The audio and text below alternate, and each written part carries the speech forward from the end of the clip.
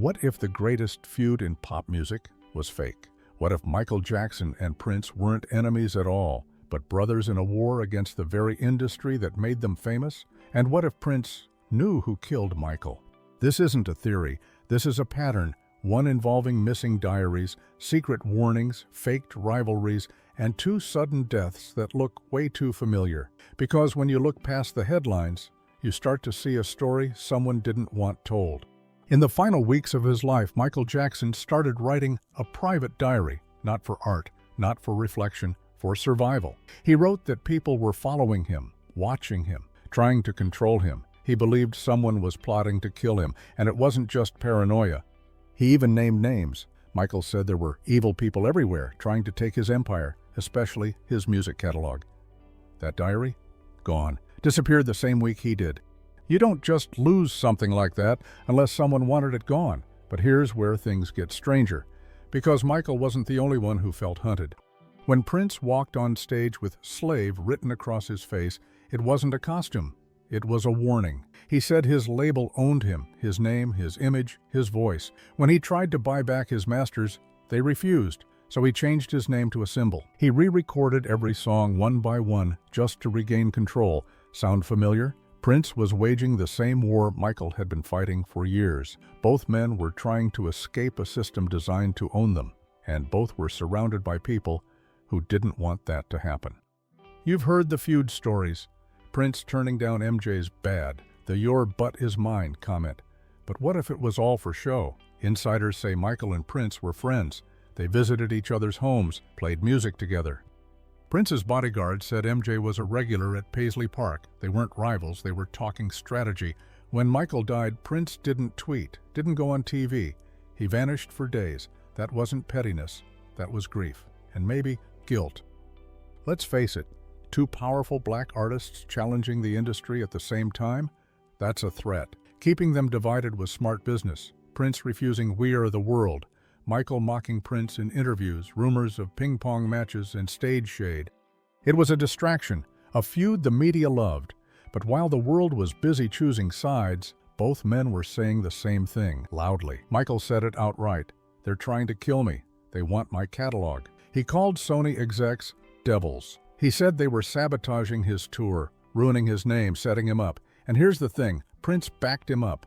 He gave interviews slamming record contracts, said artists were being robbed blind. They were both screaming the truth, and the world wasn't listening. And guess what they had in common? Both of them refused to give up their catalogs. Both of them owned assets worth hundreds of millions. And both of them died suddenly. Michael found unresponsive days before his comeback tour. Cause? A cocktail of drugs given by his personal doctor, who later said he was just doing what he was told.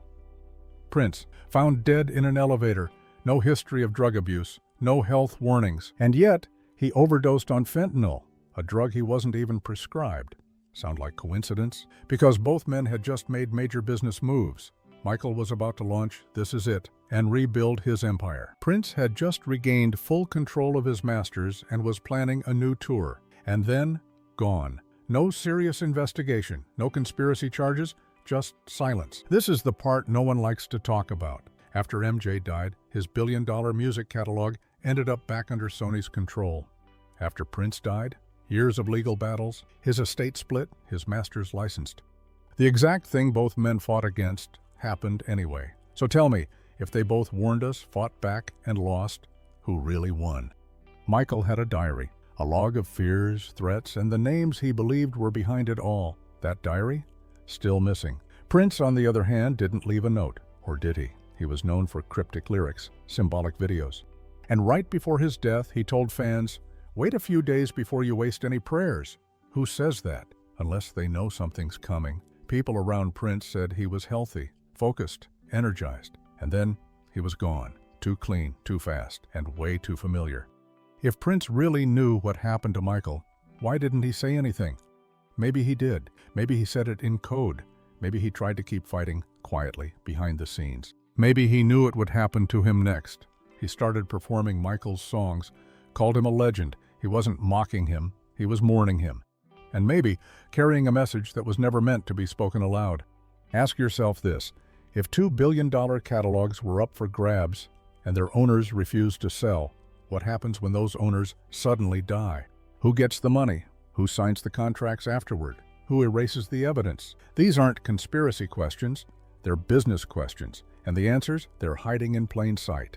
Maybe this was never about drugs, never about feuds, never about weird artists with eccentric habits. Maybe it was about power. Michael and Prince were two of the only artists who owned their own empires. They said no, they warned others, and then they vanished. The only real question left is, did Prince know what was coming? And did we ignore them both? Drop a comment below, and don't forget to like and subscribe for more forgotten Hollywood tales.